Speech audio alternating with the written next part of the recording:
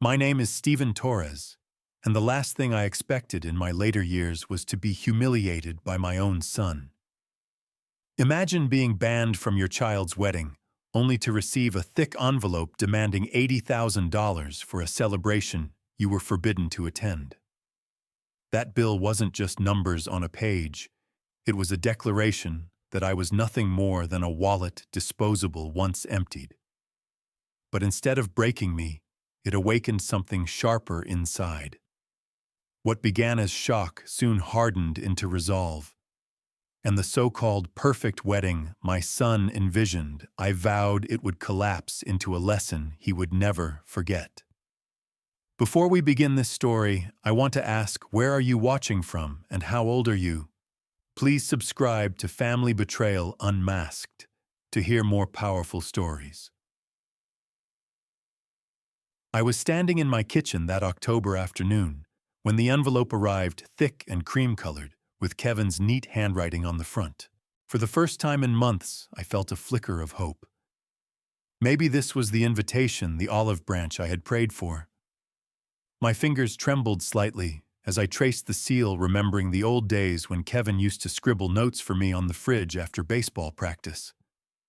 I tore it open carefully, expecting cardstock embossed with dates, venues, and perhaps, if grace still lived in him, a request that I walk him down the aisle like we had once joked. But instead, a stack of papers slid onto the table with a cold precision that made my chest tighten. Not an invitation, not an apology, an invoice. The numbers leapt off the page like a slap across my face. $50,000 for a Lexington estate rental, $20,000 for catering with imported lobster, $10,000 for a Maui honeymoon suite with private beach access. And then at the bottom, a note in Kevin's handwriting. Dad, after the problems you've caused this family, be grateful I allowed you to contribute. Send the check soon. Victoria and I are counting on it. For a moment, I simply stared, the edges of the paper cutting into my fingertips. The phrase, be grateful, echoed in my head like poison. I had raised that boy alone after Elena died in 2015. I had sold my car, worked overtime shifts, fought insurance companies, and buried my grief in the weight of responsibility. And now he reduced me to this, a silent sponsor of a celebration I wasn't welcome to attend. Shock came first, flooding me with disbelief. But then a sharper, colder feeling settled in. Humiliation. My own son had erased me from the picture of his perfect life, branding me unworthy of standing beside him, yet entitled to my savings, as if I were an ATM.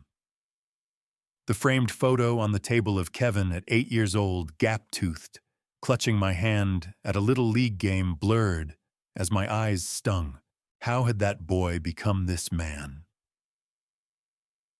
I crumpled the paper in my fist, the crackle of it like dry leaves in autumn wind, but I smoothed it out again almost immediately. No, I wouldn't let rage drive me to mistakes. My knees ached as I stood pacing the narrow kitchen with its faded curtains and the smell of stale coffee. Kevin thought he'd banished me with a note. He thought I would cave. But he had underestimated the man who had once promised his wife to protect their son no matter what. At that moment, the humiliation shifted into something else, resolve. My hand found the old pocket watch on the counter, an heirloom from my father, its steady ticking reminding me of dignity that endured even when bonds were betrayed. Kevin and Victoria wanted me to fund their fantasy. I decided I would give them a lesson instead, one that would make their perfect day collapse under the weight of their arrogance. I sat back down at the kitchen table, the invoice spread flat before me like a challenge. My eyes wandered between the neatly printed totals and the photo frame beside it. Kevin, no older than 7 in that picture, sat on my shoulders with his baseball cap turned backward, laughing so freely that even Elena's smile couldn't contain her joy. Those were the days when he saw me as the strongest man alive, the father who could shield him from thunder or scrape together enough for new cleats. I thought back to one stormy night at Jacobson Park when lightning cracked above the car and rain lashed at the windows. Kevin had buried his head into my shoulder, whispering, "Don't worry, Dad, you're the strongest." I had believed him then. Looking at that invoice now, I realized how far we had drifted from that bond.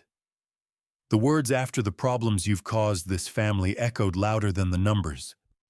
Problems. Was he talking about the modest life I'd built after Elena's death? The long nights working double shifts to pay for her treatments? The second mortgage I signed, knowing I'd spend the next decade clawing my way out of debt? To Kevin, all of that must have looked like failure. He had told me once, blunt and cold, that if I'd done more, maybe his mother would still be alive. No matter how many times I explained the battles with insurance companies or the doctor's warnings that money couldn't change outcomes, he clung to his anger. He saw my steady engineering job, our modest house, and my gray-stained hands as proof I hadn't climbed high enough. That resentment had festered in him for years, and Victoria only seemed to polish it into something sharper. She was the one who whispered about appearances, about how embarrassing it was to have a pensioner father-in-law at a wedding full of tech executives and socialites. They wanted the mansion, the imported wine, the honeymoon suite with its glass floors over turquoise water. And they expected me to fund it quietly, as if my worth were measured only in dollars.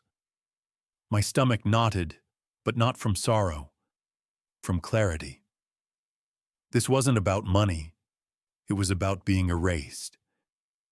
He had cut me out of the photo of his life and written me back in only as a bank account. I let the invoice rest on the table and rubbed the pocket watch between my fingers. Each tick reminded me of men who had worked their whole lives with dignity. Men who didn't bow their heads when someone tried to shame them.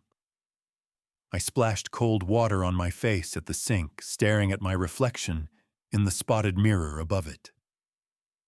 The years had left their mark lines, gray hair, weary eyes, but they hadn't robbed me of resolve. Kevin thought he could ban me from his life while cashing my checks. He believed I would submit, because that's what I had always done: sacrifice, compromise, give. Not this time. As I returned to the table, a strange calm washed over me. I folded the bill neatly, slid it back into its envelope, and tucked it in the drawer where I kept Elena's letters. Let it sit there as a reminder. The anger had burned itself out, leaving behind something sharper: determination. If Kevin wanted to test whether his father was still strong, he was about to learn that strength doesn't vanish with age. It only grows quieter, steadier, and far more dangerous. That night, sleep wouldn't come. I lay in bed staring at the ceiling, the ticking of the pocket watch echoing from the nightstand like a metronome for my thoughts. Every tick reminded me of the insult printed in black ink. Every talk replayed Kevin's voice from years ago. "You let her down, Dad." I turned onto my side, gripping the sheets as if I could squeeze out the bitterness lodged in my chest.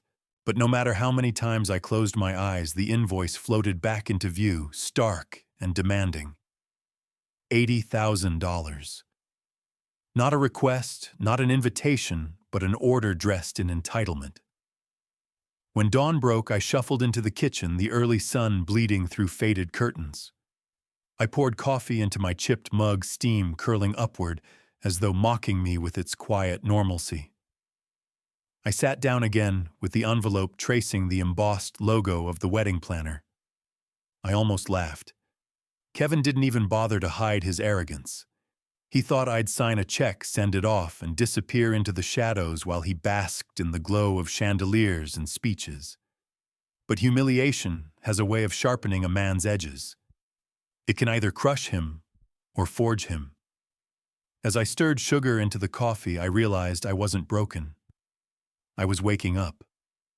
For too long, I'd allowed Kevin to rewrite our story, to paint me as a failure, a burden, an embarrassment. But I knew the truth of my sacrifices. Elena knew it too. That was enough. I opened the drawer and pulled the envelope back out. Instead of looking at the numbers, I studied the handwriting on the note at the bottom.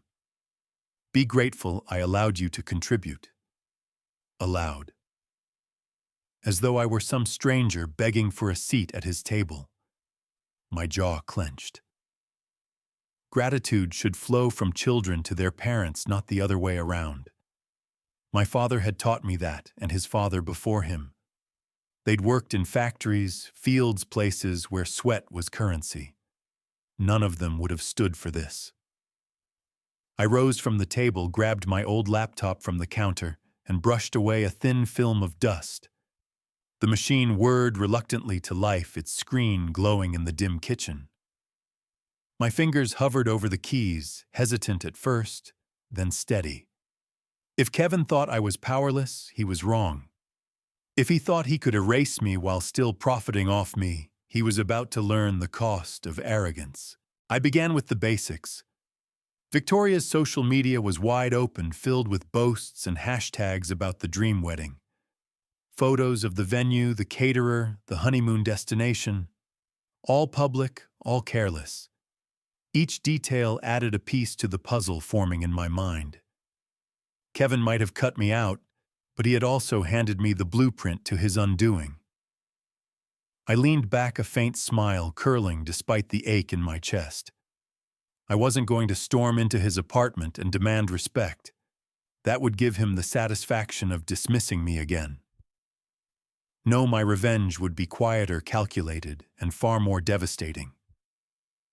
The strongest man isn't the one who yells the loudest, it's the one who lets silence do the cutting. The laptop's glow lit up the kitchen as twilight bled into night rain, beginning to tap lightly against the window. I scrolled through page after page of Victoria's posts. She was careless, intoxicated by attention, leaving a trail of details anyone with patience could follow. Photos of her in a bridal shop, Kevin grinning stiffly at her side, a caption boasting, "Blessed to have Daddy funding our dream." My chest tightened at the word Daddy. That word used to mean me. Now it was just a stand-in for my bank account. I jotted down names on a yellow pad. Ashford Estate, November 15th. Elite Events Catering, Laya Voss Photography, Maui Oceanfront Resort. Each line felt like stacking bricks in a wall, evidence, leverage, and ultimately a weapon. It wasn't enough to feel wronged. I needed to know where to apply pressure. When I closed the browser, I noticed the house had grown too quiet. The refrigerator hummed, the clock ticked, but the absence of Elena's presence still cut deeper than silence should. She had always been the bridge between Kevin and me. Even during his rebellious years, she knew how to temper his anger, remind him of love beneath it. After she died, that bridge collapsed. I had tried to build one alone, but Kevin had set fire to every plank I laid down. I rubbed my temples, the beginnings of a headache pulsing. For years, I'd wondered if I should have pushed harder in my career, taken bigger risks, sacrificed time at home for money in the bank. Maybe Kevin would have respected me more if I had been the man in a tailored suit instead of the man with grease-stained hands from overtime shifts. But as quickly as the thought came, I shoved it aside. Respect shouldn't be bought.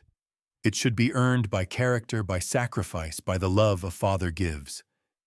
That's when the idea struck me not as a bolt of lightning, but as a steady flame. Kevin and Victoria had built their entire world on image, on appearances. The mansion, the lobster, the string quartet, it was all scaffolding holding up a fragile facade.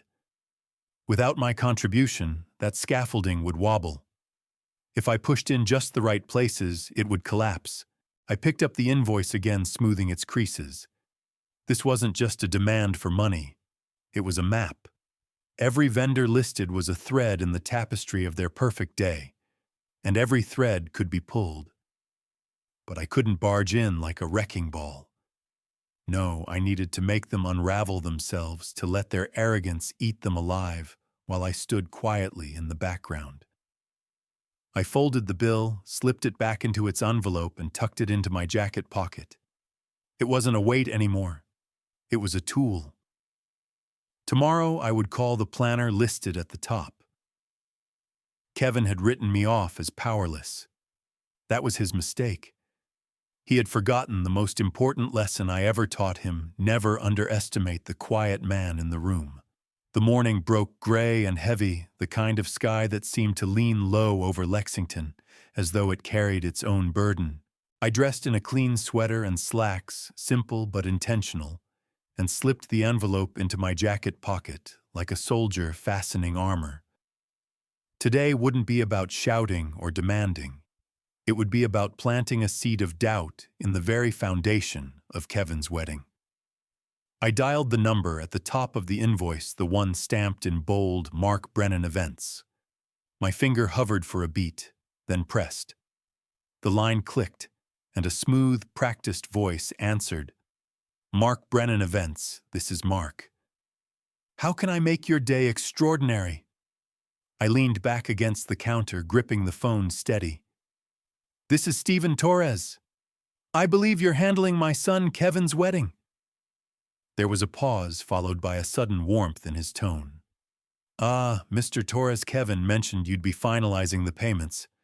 We're thrilled to have you on board for such a grand occasion. The Ashford estate is booked solid, but Victoria's vision is truly spectacular. You must be so proud. I let him ramble for a moment about floral arches and imported wine before cutting in. Mark, there's something you should know. Kevin didn't tell you, did he? I'm not invited to this wedding. Silence dropped on the other end like a curtain. I continued, voice steady. He banned me, but still sent me the bill. Told me I should be grateful for the privilege of paying. Mark's hesitation came through the polished tone, faltering. Banned that. Well, this is awkward. He assured me family contributions were fully committed. Awkward is one word for it, I said, letting just enough iron into my tone. Insult is another. So here's the truth, Mark. Not 1 cent leaves my account until Kevin speaks to me directly. And if he refuses, well, I'm sure you understand how fragile plans can be without funding. I could almost hear him shifting in his chair, shuffling papers. Mr. Torres, without the balance, we can't proceed as scheduled. Deposits are non-refundable, but... Exactly, I interrupted. Tell Kevin that. Let him feel the pressure. Remind him that arrogance has a price. The silence stretched, then Mark sighed. I'll call him today. This changes everything. And then, almost under his breath, that arrogant kid. I smiled faintly, not out of joy, but out of vindication. The first domino had tipped. Kevin would soon discover his perfect world wasn't as untouchable as he believed. After I hung up, I poured myself another cup of coffee, the steam rising like smoke after battle. I didn't gloat, didn't celebrate. Instead, I felt something calmer control. For the first time in years, I wasn't reacting to Kevin's scorn. I was leading the steps one by one toward a reckoning he wouldn't see coming until it was too late. As the rain began to patter against the window, I tucked the invoice back into the drawer, no longer a mark of humiliation, but the blueprint of his undoing. Kevin had thought he erased me from his life. What he didn't realize was that I had just written myself back in as the storm he never prepared for. The following morning, the air felt different. The invoice no longer pressed on me like a stone. Instead, it sat in the drawer like a secret weapon waiting to be used. I carried my thermos of coffee out to the porch, watching the leaves scatter across the lawn and let the quiet seep into me. Kevin thought he had silenced me with exclusion, but now I had found my voice in a different form: action. And the first step had already been taken. Mark Brennan was no longer an ally to Kevin, at least not an unquestioning one. By mid-morning, my phone buzzed. Unknown number, I answered cautiously. Mark's voice carried the polished veneer of a professional trying to mask unease. Mr. Torres, I spoke with your son. He wasn't pleased. He insists arrangements will continue, but without your balance, I'm afraid vendors are growing restless. He hesitated, then added, he told me you were being difficult, that you've always caused trouble. But frankly, after hearing your side, I see this isn't as simple as he made it sound. Hearing that flicker of doubt in his tone gave me a grim satisfaction. Kevin's mask had slipped, and even his planner could see the cracks. Thank you for calling, Mark, I said evenly. Tell Kevin nothing moves forward without me. If he wants his wedding to stand, he'll have to face the father he erased. When the call ended, I leaned back in my chair, exhaling slowly. The first domino had truly fallen. But I knew Kevin wouldn't crumble quietly. He would lash out just as he always had when confronted. If I was going to see this through, I needed more than resolve. I needed backup. That's when Alex's name came to me as if summoned by memory. Kevin's childhood best friend, the boy who spent summer afternoons in our house, the one Elena had called her second son. After his parents' divorce, he often stayed with us, sitting at our kitchen table while Elena served hot chocolate and Kevin and I taught him card games. But as they grew older, Kevin shed him like old skin. He saw Alex as a burden, a reminder of small beginnings, and when Alex wouldn't lie for him in college, Kevin cut him off completely. Last I'd heard, Alex had become a private detective, ironic considering Kevin once mocked him for chasing small-time gigs. I pulled out my phone and scrolled through the contacts I hadn't touched in years until his name appeared. My thumb hovered, doubt whispering. Would he even take my call? Did he still remember me as Mr. T, the man who offered him a safe place once upon a time? I hit dial before hesitation could steal my nerve. 2 rings, then a familiar voice, deeper but unmistakable. Mr. T, wow. Been a long time. Relief surprised me. Alex, it's Steven. I know it's out of the blue, but I could use your expertise. He chuckled softly. Private expertise, huh? You picked a strange day to call, but if it's about Kevin, I'm not shocked. He hasn't changed. I felt something stir inside me, not just resolve, but solidarity. Can we meet? I think you'll want to hear this in person.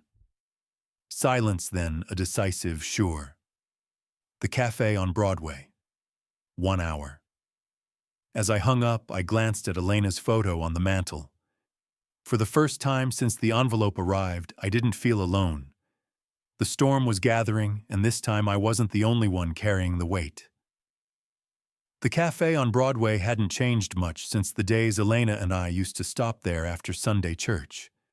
The same wooden booths lined the walls, the same smell of roasted beans, mixed with the sweetness of fresh scones. As I stepped inside, I felt a strange mixture of nostalgia and resolve, like I was stepping back into the past while preparing for battle. Alex was already there, taller than I remembered, his dark coat draped over the chair beside him and a camera bag at his feet. He rose when he saw me, and for a moment I saw the boy he once was, the kid who used to call me Mr. T with a grin full of gratitude.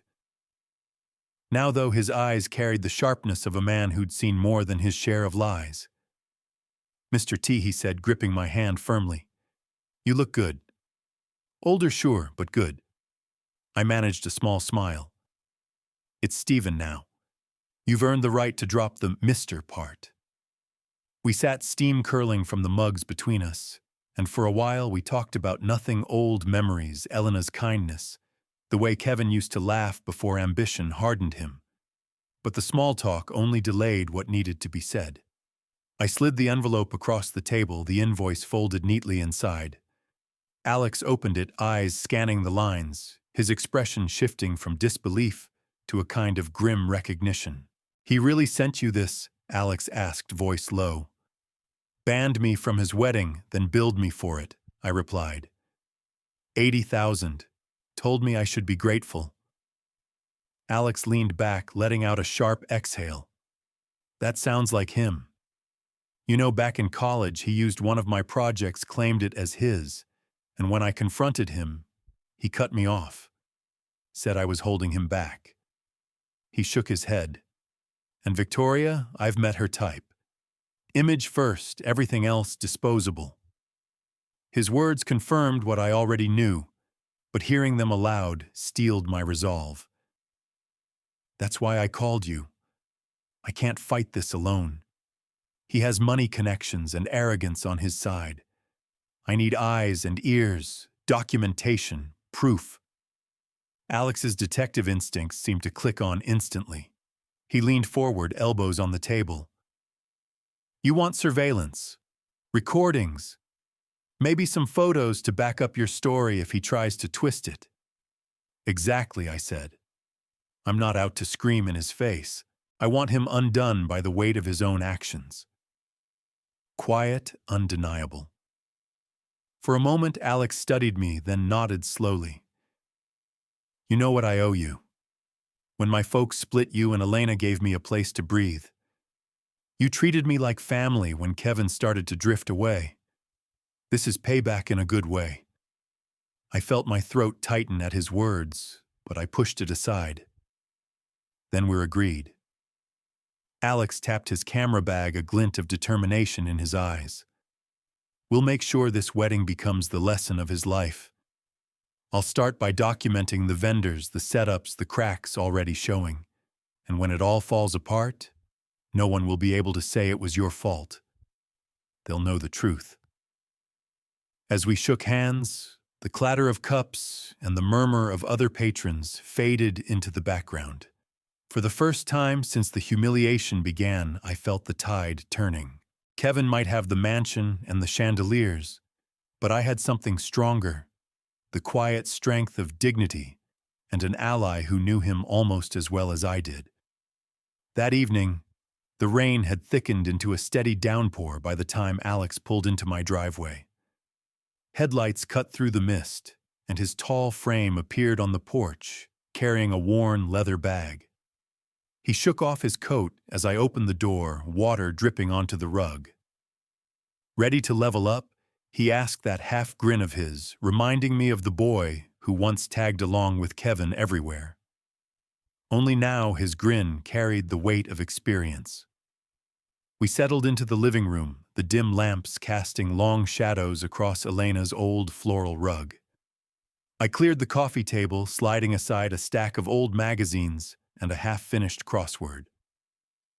Alex laid out his tools like a craftsman, tiny recording devices no bigger than a lighter, a couple of compact cameras, even an app he installed on my phone for logging calls. Kentucky's a one-party consent state, he explained calmly.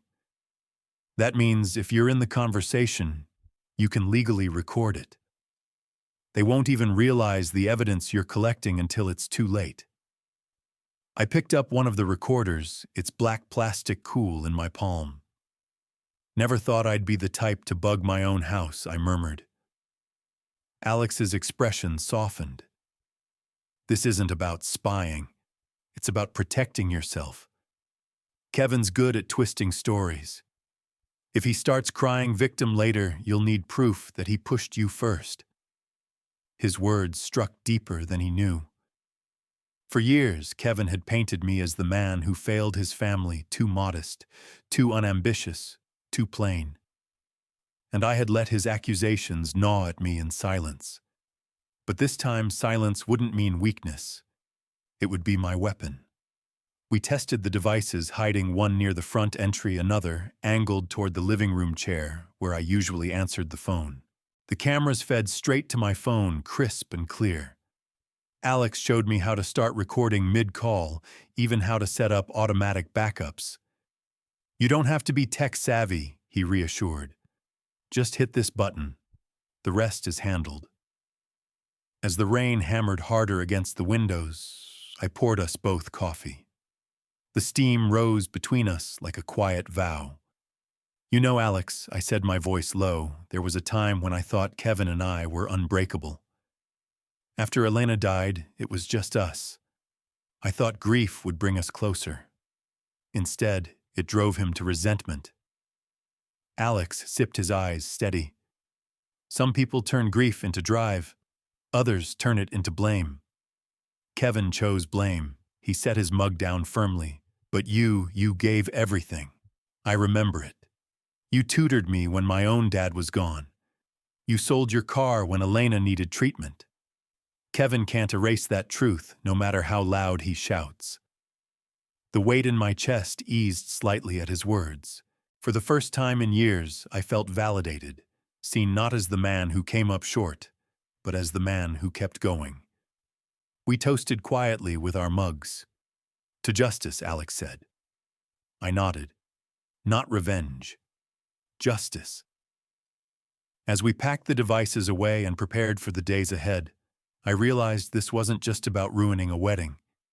It was about reclaiming my dignity brick by brick, recording by recording. Kevin had written me off as irrelevant. Soon he would learn that the man he dismissed as old and powerless was the one writing the ending of his story. The first call came 2 nights later, slicing through the quiet of my living room like a knife. I had just finished placing one of Alex's recorders on the side table when my phone lit up with Kevin's name. For a long moment, I let it ring, the vibration skittering across the wood like a nervous insect. Then I tapped record and answered with deliberate calm. Dad Kevin's voice burst through sharp and hurried. What the hell are you doing? Mark says you're refusing to pay. Do you realize how much you're sabotaging the estate, the caterers, everyone's threatening to walk? I breathed steadily, gripping the arm of my chair. Sabotage. You banned me, Kevin. You sent me a bill like I was a sponsor, not family. Remember your note, be grateful I allowed you to contribute. Those were your words. There was a pause, then a growl of frustration. That was... Look, it's not like that. Victoria's friends, the guest list, it's complicated. You wouldn't understand. But this is bigger than you. It's family duty. You owe it. His use of owe made something cold ripple through me. I pressed, I owed you when I sold my car for your mother's treatment. I owed you when I worked double shifts to keep food on the table. This I don't owe. His voice rose, cracking at the edges. You're ruining everything. Do you even care what people will say? Do you want them laughing at me? At us before I could respond?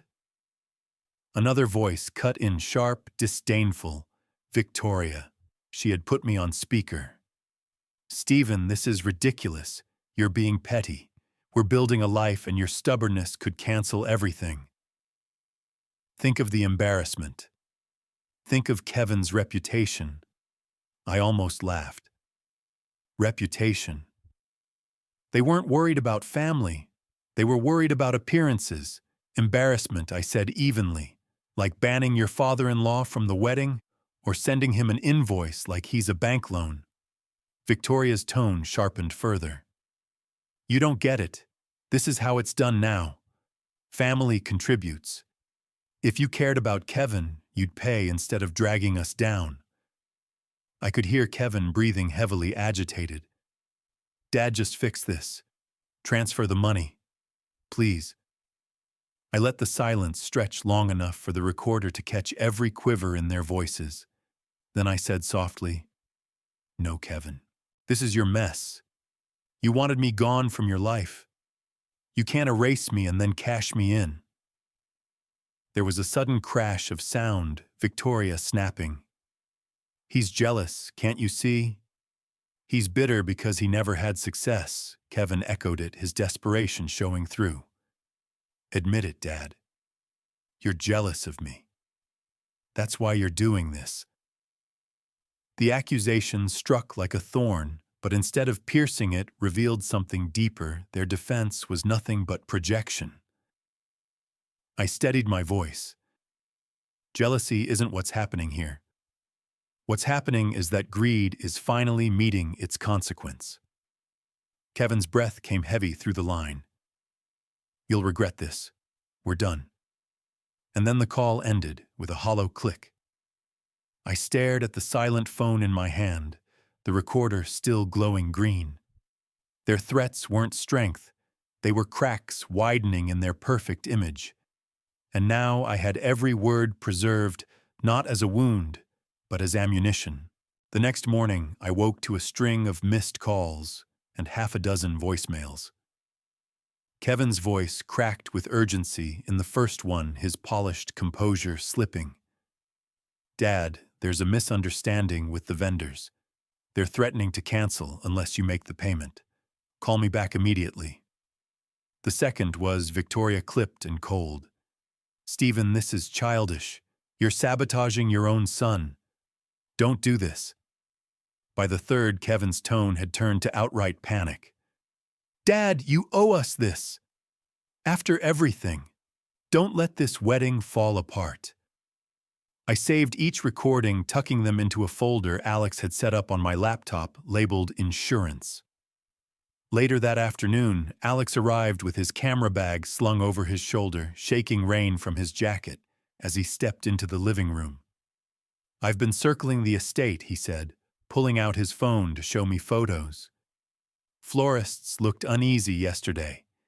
Caterers were pacing outside, muttering about deposits. Words spreading fast, something's off." I leaned forward, studying the images. The grand facade of the Ashford estate stood in the background, but the workers' faces told the real story. Frowns, folded arms, uncertainty. Their unease was the first ripple in what would soon become a wave. "Good," I murmured. "Let them feel the fragility." Alex sat across from me, sipping the coffee I'd poured. "Stephen, you need to brace yourself. They're not going to take this lying down. Kevin's pride won't let him. He'll double down. Expect threats, maybe even visits." I nodded slowly, the pocket watch heavy in my palm. "That's why we prepare. I don't want anger to blind me. Every step has to be deliberate." We spent the next hour reviewing placement of the hidden cameras around my house. One in the entryway, another angled toward the living room, a third by the kitchen table where I usually sat when I answered calls. Each one streamed live to my phone, crisp and steady. Alex tested the audio, nodding with satisfaction when Kevin's last recorded threat played back clear as glass. "Perfect," he said. "If he tries to twist the story, you'll have his own words to play back." As evening fell, we shared a quiet dinner of reheated stew. It wasn't glamorous, but it carried a sense of solidarity. Alex set down his spoon. "Stephen, you realize what you're doing. You're forcing Kevin to see you maybe for the first time in years, not as a bank, not as a scapegoat, but as a man who won't bend." I met his gaze, the weight of his words settling over me. That's the point. He thinks success erases the people who carried him there. It doesn't. He's about to learn that arrogance can bankrupt even the grandest image. Outside, thunder rolled across the darkened sky, rain drumming harder against the windows. I checked my phone one last time, more texts from Kevin, each one more frantic than the last. I ignored them, sliding the phone onto the table. "Let the storm come," I said quietly. "We're ready." The storm broke not outside, but in my phone. That Sunday evening, just as I sat down with a book in my lap, the screen lit up again and again, Kevin's name flashing, followed by Victoria's, then back to Kevin. I let them ring out one after another, the recorder Alex had taught me to use already humming quietly on the table. When the buzzing finally stopped, I poured myself tea, the chamomile steam curling into the silence. A few minutes later, the first voicemail landed. Dad Kevin's voice came through, strained and brittle. "You've got it all wrong. Mark says you're pulling funding. People are talking. If this falls apart, it'll be on you. Call me." The second one was harsher. Victoria's tone carried no pretense of civility. "Stephen, this is petty. Do you know what it looks like for us if vendors start walking, guests are whispering already? You're embarrassing Kevin. Stop this nonsense and send the money." By the third message, Kevin's composure had snapped. His words tumbled fast, voice cracking with frustration. "Dad, seriously, this is our future. You should be grateful you're even included. You owe us this after everything Mom went through. Don't make me regret letting you contribute." That last line made my hand tighten around the mug. Regret letting me contribute. It was as though he had convinced himself he was doing me a favor by demanding $80,000. I saved each message, then leaned back in my chair, the faint tick of my father's pocket watch steady against the chaos. The following morning, the counterattack escalated. Mrs. Hargrove, an old neighbor, called hesitantly. "Stephen, dear, I don't want to meddle, but I've heard whispers at the club. People are saying Kevin's wedding is in trouble. Some vendors complaining about payments. Is everything all right?" Her words were laced with concern, but they carried something else too, confirmation that the cracks were already visible to the outside world. The shame Kevin feared most, public humiliation, was beginning to spread. Later that day, another call came, this time with no restraint. Kevin's voice thundered through the line, raw and unfiltered. "You'll regret this, Dad. You're destroying my wedding, my reputation. Do you even care what people will think of me after all I've accomplished? You want to tear it down." I kept my tone level, every word measured. "Kevin, I didn't tear anything down. You built this house of cards yourself. All I did was refuse to pay for the deck." He cursed under his breath, the sound harsh and unfamiliar. "You're finished with me. Don't expect a call after this wedding. Don't expect to be part of my life." The line went dead, but I didn't flinch. Alex had been right. Kevin's pride wouldn't let him bow. He'd strike harder, louder, trying to bully me back into submission. But all his anger, all his words, they weren't blades anymore. They were evidence that his cruelty wasn't born from strength, but from desperation. I set the phone down, the recorder still glowing. The storm of his fury had arrived, but I no longer feared it. I welcomed it. Because every threat, every insult, every desperate plea was being woven into the very rope that would hang the image he had built so carefully. By Tuesday morning, the ripple of Kevin's unraveling had already begun lapping at the edges of Lexington's polite society. I didn't have to chase rumors. They arrived at my doorstep like leaves blown in by the wind. Mrs. Hargrove wasn't the only one. Mr. Ellis, the neighbor who'd lived across the fence since Elena and I first bought this house, rang me up just after breakfast. "Stephen," he said, his gravelly voice carrying a hint of amusement, "saw your boy yesterday shouting at a delivery driver in front of half the block. Poor man had a crease on one of the invitation boxes. Kevin lit into him like it was a federal offense. Folks are talking, vendors pulling out. It's ugly." I pictured Kevin, his jaw-clenched, veins rising on his neck, berating a working man just trying to do his job. It was the same arrogance he had turned on me, only now played out in front of strangers. "Thank you, Ellis," I said, steady but inwardly sharp with satisfaction. "That's good to know." After the call, I walked to the window, watching the drizzle bead against the glass. Kevin had always been obsessed with appearances. The right suit, the right watch, the perfect photographs for Victoria's curated social media life. He had thought a mansion and lobster dinners would erase the truth of who he was. But character, or the lack of it, always shows itself in the smallest cracks: how you treat a waiter, how you speak to a delivery man, how you treat your father. That afternoon, Alex stopped by with his camera bag and a sly grin. "Got something for you," he said, handing me his phone. On the screen, a series of photos flashed by florists with vans half-loaded scowls on their faces, catering trucks idling drivers on their phones, clearly waiting for deposits that never came. Even a shot of the mansion's driveway, slick with rain staff lingering uncertainly under umbrellas. Each photo captured a moment of collapse, a thread pulled loose from Victoria's carefully woven tapestry. "They're already doubting whether this wedding will happen," Alex said. Vendors don't like risk, and Kevin's reputation as a hothead isn't helping. Word is trickling out fast. I leaned back, letting the images sink in. For years, Kevin had painted me as the weak one, the failure. But now the world was beginning to see a different picture. A groom who shouted, who disrespected, who couldn't hold his own wedding together. And all I had done was stand still and refuse to pay. That evening, I listened to the newest voicemail. Kevin had left, his voice hoarse with frustration. "Dad, please. Guests are asking questions. Victoria's furious. You're ruining us." There was no arrogance left, only panic. I replayed it twice, the recorder capturing every syllable. When I set the phone down, I found myself almost pitying him. Almost. But pity wasn't the point here. Consequence was. He had built a castle on borrowed money and borrowed respect.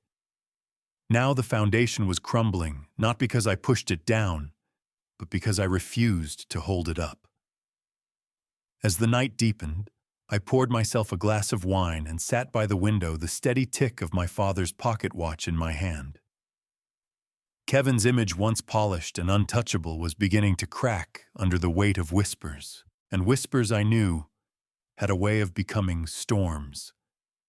The phone rang just past 9 that evening, its shrill tone echoing through the quiet house. I had been expecting it. The recorder was already running on the table, its green light steady. I let it ring 4 times, just long enough to leave Kevin stewing before I finally answered. "Chow," his voice cracked like a whip, loud enough that I had to hold the phone away for a moment. "Do you realize what you're doing? You've destroyed months of planning. Mark says vendors are threatening to walk. Victoria's in tears. Are you proud of yourself?" I inhaled slowly, letting the silence stretch before I spoke. "Kevin, you destroyed it yourself the moment you banned me and demanded $80,000 like I was nothing but a bank account. I won't fund arrogance. Not now, not ever." There was a beat of stunned silence. Then his words came tumbling fast, raw with fury. "You're pathetic. You've always been pathetic. Mom deserved better. We deserved better. You sat in that little job of yours, content with scraps, while other fathers built empires. And now you're taking it out on me on my wedding.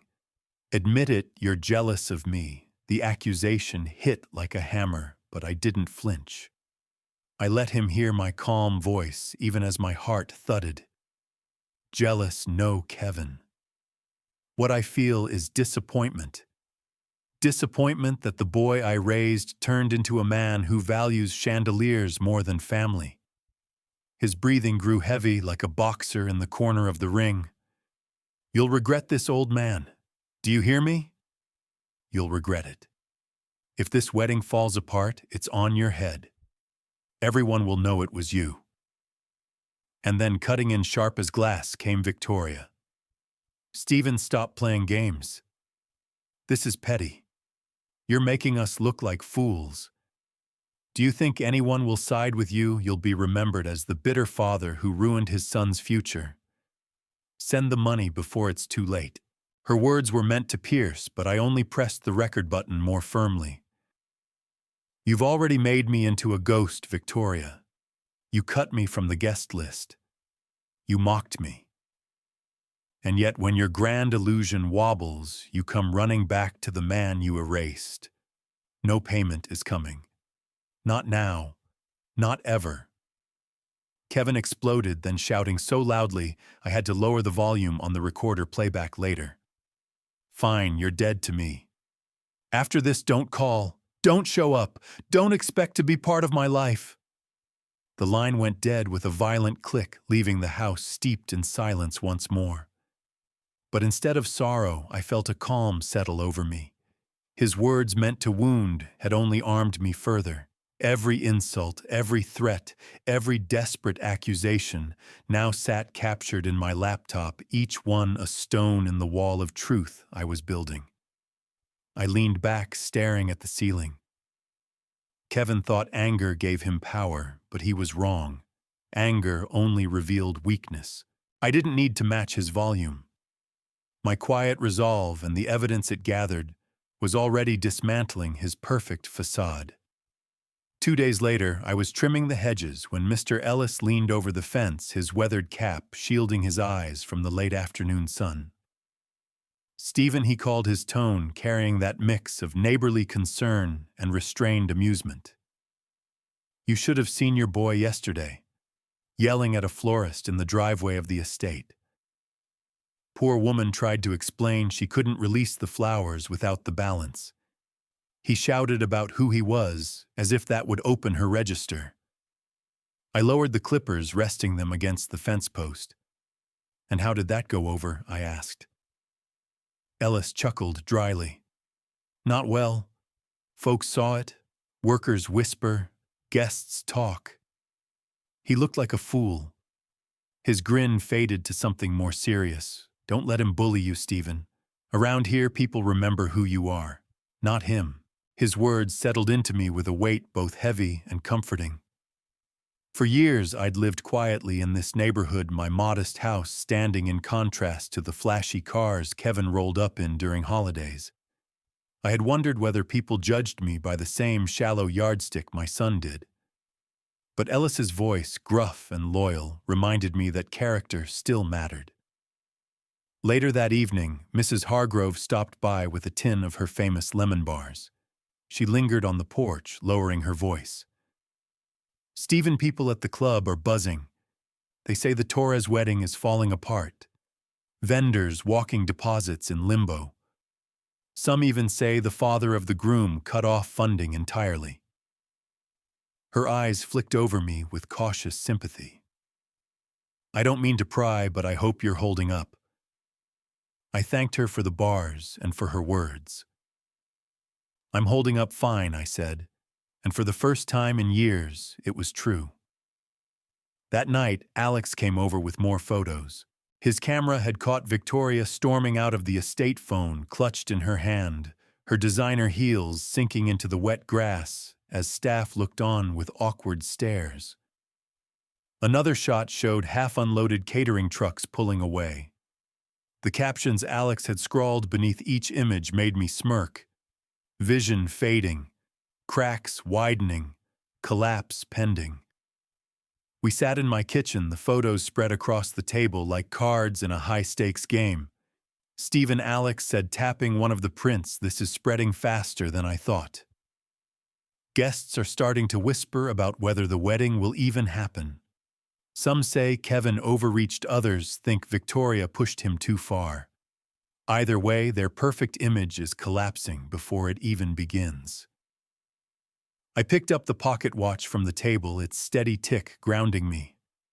Good, I said softly. Let the truth show itself. I don't need to expose them. They're doing that themselves. As the rain started again outside, I realized something I hadn't expected. I no longer felt like the victim of humiliation. Instead, I felt like the keeper of truth, the man holding steady while arrogance crumbled on its own weight. Kevin thought exclusion would erase me. But now the very community he tried to impress was beginning to see who he truly was, and that I knew was a wound far deeper than any I could have inflicted with my own hands. By the time the calendar inched within a week of the wedding, my phone had become a battlefield. Each day brought a new barrage of calls and messages, please 1 hour, threats the next. I ignored most of them, letting the recorder do its work. The folder Alex set up on my laptop was filling with clips that told a story no guest list or glossy invitation could hide. One evening, just as the sun dipped behind the trees, Kevin's name lit up the screen again. Against my better judgment, I answered, letting the recorder hum in the background. His voice was frantic, stripped of polish.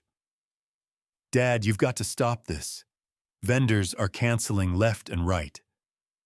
The florist walked. The caterer says they won't serve without the deposit. Guests are texting, asking what's going on. Do you want me to look like a fool? I let a quiet pause hang before answering. Kevin, you did that yourself when you tried to erase me and then build me for the privilege. His tone snapped sharp. Don't twist this. You owe me after everything. After Mom, after the life we had, because you didn't push harder. Don't you dare turn your back now. The jab at Elena cut deep, but I forced my voice to remain steady. I didn't turn my back then, and I'm not now, but I won't be treated like a sponsor. Not by my own son. There was rustling on the other end before Victoria's voice cut in brittle with fury. Stephen, listen to me. This wedding is happening whether you like it or not. If you don't contribute, you'll be remembered as the bitter old man who ruined his son's future. Everyone will know it was you. I almost laughed at the irony. You think I'm worried about what your friends think of me? Let them whisper. Whispers turn on anyone when the truth surfaces. Kevin came back on his voice, cracking with desperation. Dad, please. If you don't help, we'll lose everything: venue vendors, the honeymoon. Do you want that on your conscience? I stared at the pocket watch ticking steadily on the side table, my father's legacy reminding me of endurance. No, Kevin, I said softly. That belongs on yours. There was a strangled sound, half sob, half curse, before the line went dead. I sat for a long time in the quiet that followed the only sound, the steady drip of rain against the windows. When Alex arrived later that evening, he found me sitting at the table with the recorder still glowing. He listened to the playback, shaking his head. He's unraveling, Stephen. The more they push, the weaker they sound. You've already won, you just don't realize it yet. I poured us each a cup of coffee and slid one across the table. It's not about winning, Alex. It's about finally being seen for who I am, not what I can pay. He raised his mug in a silent toast. I clinked mine against his, feeling the weight of resolve harden into something unshakable. The storm was almost here. Kevin and Victoria had built their world on appearances, and those appearances were collapsing one by one. And when the wedding day arrived, they would face the final lesson: a father's dignity is priceless, and once lost, no amount of money can buy it back. The morning of November 15th broke with a gray heaviness that matched the storm brewing in my chest. Rain pattered against the windows, soft at first, then steady as if the sky itself had decided to wash the world clean of pretenses. I brewed my coffee in silence, the aroma filling the kitchen, and checked the clock on the wall. Today was the day Kevin had envisioned as his crowning moment. Instead, it would be the day his illusions cracked wide open. At 7 o'clock, sharp, Alex's first message buzzed onto my phone: vendors arriving, some already leaving. He attached photos, florists unloading crates of flowers, only to repack them minutes later, their faces drawn and tense under umbrellas. Another image showed a catering truck idling in the rain, workers lingering by the door, as if waiting for a signal that never came. The captions Alex scrawled beneath each image told the story better than words: deposit issues, staff confused, tension rising. I sipped slowly, each swallow grounding me as the storm outside mirrored the one unfolding at the Ashford estate. By mid-morning, another series of photos arrived. The grand ballroom, half-dressed chairs, scattered haphazardly, table settings abandoned in boxes. Staff clustered in corners, whispering their frustration evident. In one image, the string quartet stood with folded arms, cases closed, their services suspended until payment cleared. My phone buzzed again, Kevin's number flashing, then Victoria's, then back to Kevin. I ignored each one, letting them pile up like waves breaking against a seawall. Finally, a voicemail notification appeared. I pressed play, Kevin's voice ragged with desperation. Dad, please. The estate is threatening to shut us down. Guests are starting to arrive and nothing's ready. You have to send the money. We can fix this. Please. I let the message play twice, savoring the shift in tone. Gone was the arrogance, the superiority. What remained was panic, the raw fear of a man watching his castle crumble while the guests he sought to impress looked on. By noon, Alex's updates grew sharper. Guests arriving, confusion everywhere, umbrellas everywhere, people asking what's going on. His camera caught clusters of attendees huddled under tents, their expensive shoes sinking into the mud, their whispers caught on the wind. One audio clip carried a guest's voice, hushed but cutting. This is a disaster. Poor planning. Embarrassing. I leaned back in my chair, the pocket watch warm in my palm, ticking its steady rhythm. I wasn't celebrating. I wasn't gloating. What I felt was clarity, justice unfolding not with a shout, but with silence and steady consequence. Kevin had built his world on image, on chandeliers and lobster, but the image couldn't hold without substance. Outside my window, the rain came harder, streaking down the glass in sheets. The sound was almost musical, like nature itself drumming out a verdict. I whispered to myself, almost as if Elena could hear, the lesson is here, and it's loud enough for everyone to see. And still, the phone kept buzzing, Kevin's name flashing again and again, each unanswered call, a reminder that today the balance of power had shifted. By early afternoon, Alex's steady stream of updates painted a picture I could almost see without leaving my kitchen. The Ashford estate, usually a place of grandeur and polish, looked more like a circus tent battered by the rain. Guests in tailored suits and dresses shuffled under umbrellas, their polished shoes sinking into the soft ground. Alex's photos showed clusters of them staring at the mansion's half-prepared entrance, the grand floral arch only half finished, before the florist team packed up their van in frustration. One video clip he sent carried the low murmur of voices, snippets of gossip rising above the patter of rain. Did you hear payment issues? Can you believe it? All this money, and they can't keep their vendors. Another voice sharp with judgment.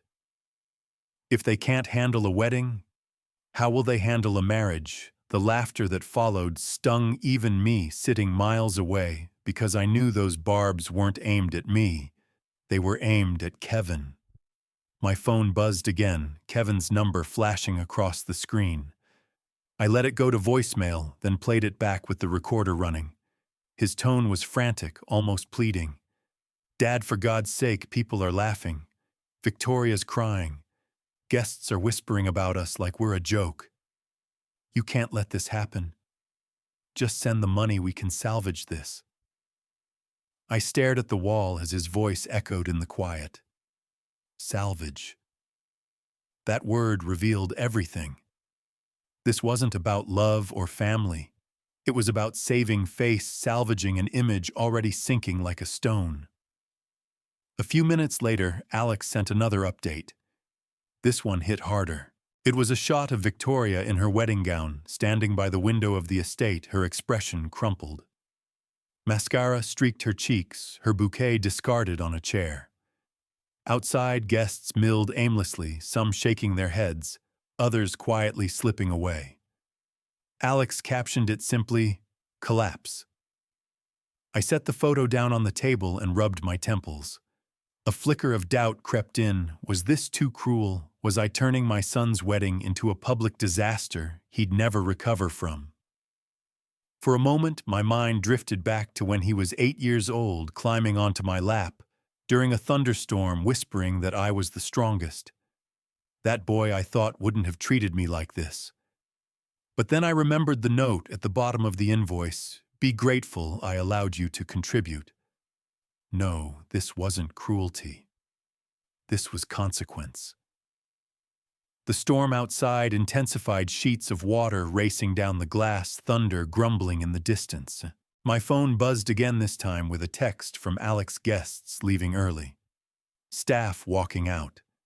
Kevin furious, shouting at anyone who stays. Another photo followed Kevin himself, standing in the rain-suit-soaked hair plastered to his forehead, his fists clenched as he barked at a group of guests huddled near their cars. The image said everything words could not. I leaned back in my chair, pocket watch ticking steadily in my hand. For years, Kevin had tried to paint me as the failure, the embarrassment. But today, it was his own pride unraveling him in front of the very people he had tried so hard to impress. The pounding on my front door came just after dusk, heavy and insistent, echoing above the storm outside. I set my mug of coffee down and walked slowly to the entryway, my knees stiff from the long day. Through the peephole, I saw them, Kevin and Victoria, huddled under hastily thrown coats. Hair plastered from the rain, faces pale and drawn. Victoria's wedding gown peeked absurdly from beneath her coat, mud staining the hem. Kevin's suit clung to him like a second skin, the expensive fabric ruined by water and desperation. I opened the door a crack, the mist spraying in with the wind. "What are you doing here?" My voice was calm, even though my heart pounded. "Dad, please," Kevin said, his voice breaking. He pushed forward, dripping water onto the rug. "The wedding's ruined. Vendors walked, guests scattered in the rain. We can still salvage something if you wire the money. We can fix this." Victoria clutched his arm, mascara streaked across her cheeks. "Stephen, listen. It was a mistake. We didn't mean to exclude you. We were under pressure, the stress it got to us. But it's not too late. Help us, and we can make this right." I closed the door fully behind them, the warmth of the house clashing with the chill they brought in. Water pooled beneath their shoes, spreading slowly across the floorboards. I crossed my arms, steadying myself with the weight of years of betrayal. "Salvage," I repeated. "You think this is about salvaging a party, after banning me, after billing me as if I were nothing but a bank account." Kevin ran a trembling hand through his soaked hair, his voice rising. "It was a mistake, Dad. Victoria thought no, I thought it would be easier without complications. But now, please just help us. For old times. Old times." The phrase cut deeper than he intended. I thought of him as a boy sitting on my shoulders, whispering that I was the strongest man he knew. That boy was gone. In his place stood a man who had forgotten love and remembered only greed. "Old times," I said quietly. "Like when you blamed me for your mother's death. Like when you mocked my work, my home, my life. You erased me until you needed money. And now you stand here not because you value me, but because your image has collapsed." Victoria stepped forward, her voice cracking with desperation. "Stephen, we lost everything today. The venue, the vendors, even the honeymoon deposits. Please think of us. Think of Kevin." I looked from her to my son. His eyes darted, searching for a crack in my resolve. "Would you value me without my wallet?" "Kevin, answer me honestly." He hesitated, jaw working, but no words came. That silence told me everything. I shook my head slowly. "No, Kevin. This is the consequence of your choices. Greed has a price, and today you paid it." He sagged, defeated, while Victoria clung to him, whispering frantically. Their soaked figures looked smaller, somehow diminished by the weight of truth. I stood firm, the pocket watch ticking in my vest pocket, reminding me of the dignity I refused to surrender. Kevin's voice cracked as he tried one last push. "Dad, please. I regret it. All of it. I shouldn't have sent that bill. I shouldn't have." His words tumbled out like a dam breaking. But even in his desperation, I heard the same refrain he'd always used. Regret not born of love, but of loss. Regret only because the show had collapsed, because the image had shattered. Victoria clutched his arm tightly, her voice trembling. "Stephen, don't do this. If you walk away now, you'll destroy us. We won't recover." Her mascara streaks made her look haunted, but even then her eyes carried calculation. She wasn't pleading for me. She was pleading for the spectacle she had built. I stepped closer, my tone low but firm. "Destroy you? No. You destroyed yourselves when you turned love into leverage, when you treated family as a line item in a budget. All I did was refuse to pay the price of my own erasure." Kevin's face twisted, his soaked hair dripping onto the floor. "So this is it. You're just going to abandon me." The word stung, but I let the sting settle before answering. "Abandon you, son. I raised you after your mother died. I worked overtime shifts, sold what I could, sacrificed my peace, my future, so you could build yours. I didn't abandon you then. But you abandoned me when you decided I was too modest, too plain, too embarrassing to stand beside you on your wedding day. You abandoned me long before tonight." The silence between us was heavy, broken only by the storm outside. Kevin's shoulders slumped, his hands trembling at his sides. He looked suddenly smaller, no longer the confident man in the tailored suit, but the boy who had once whispered in a thunderstorm that I was the strongest. For a fleeting second, my heart tugged. But strength now meant holding the line, not bending. "I can't fix this for you, Kevin," I said at last. "And I won't. Because sometimes the most loving thing a father can do is let his son feel the weight of his choices. And tonight, you will." Victoria tugged at him, her voice a sharp whisper. "Kevin, let's go. He won't help. He never will." Her words sliced, but I saw the way Kevin flinched at them, the way his jaw clenched, as if he finally understood she saw me as nothing more than a transaction. I opened the door wide, the rain lashing harder now, wind rushing into the warm hallway. "Go," I said softly. "Learn from this, if you can." Kevin's eyes glistened. He opened his mouth as if to speak, but nothing came. Instead, he turned, shoulders hunched, and stepped into the storm. Victoria followed, coat flapping her gown, dragging in the mud. Their footsteps splashed down the driveway until the darkness swallowed them. I closed the door firmly behind them, the lock clicking into place like the final period at the end of a long chapter. For the first time in years, I didn't feel diminished. I felt whole. The house, though silent, no longer felt empty. It felt mine again. After the door shut, I leaned against it for a moment, the sound of rain hammering the porch filling the silence inside. My chest heaved, not from weakness, but from release. Years of being treated as a burden, an afterthought, had culminated in that single moment when I chose dignity over desperation. The echoes of Kevin's voice, pleading, blaming, regretting, lingered in the hallway like smoke after a fire. But instead of choking me, they drifted away, leaving the air clear.